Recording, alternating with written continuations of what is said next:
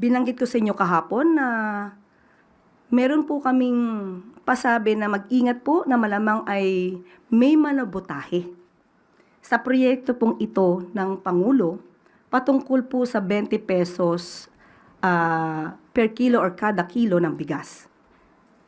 Baka ang sinabi po natin ay baka meron na namang mga fake news peddlers na gumamit at pakita na ang mga bigas na ibebenta ay panghayop.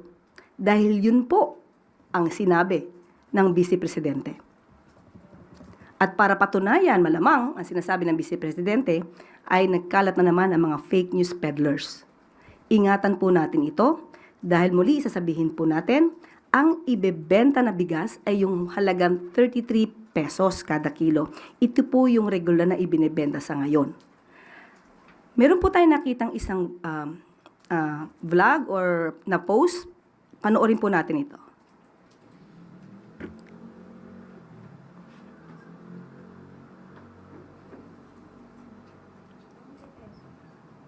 Ang ibig daw sabihin nito ay parang nguyain nyo, inyo na yan. Pinapakita po yung halaga na 20 pesos na ang pinapakita sa taong bayan ay ito, ang bigas na sinasabi sa proyekto ng Pangulo. Unang-una po, that's fake news. Disinformation. Mag-ingat po tayo, lalong-lalo na po, na pinakita po ni Senator Tolentino ang halaga sa isang tseke. Para sa mga keyboard warriors. So dito po mag-ingat po ang mga Pilipino dahil ang ibebenta po na bigas ay yun sa mga authorized outlets. Mag-ingat po tayo sa fake news peddlers. Sinisira ang proyekto, sinisira ang Pangulo, sinisira ang hope, ang pag-asa ng bawat Pilipino.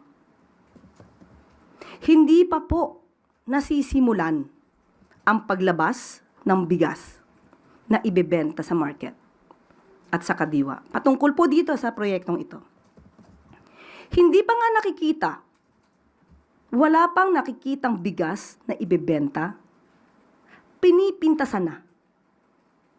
Pinipintasan na panghayop.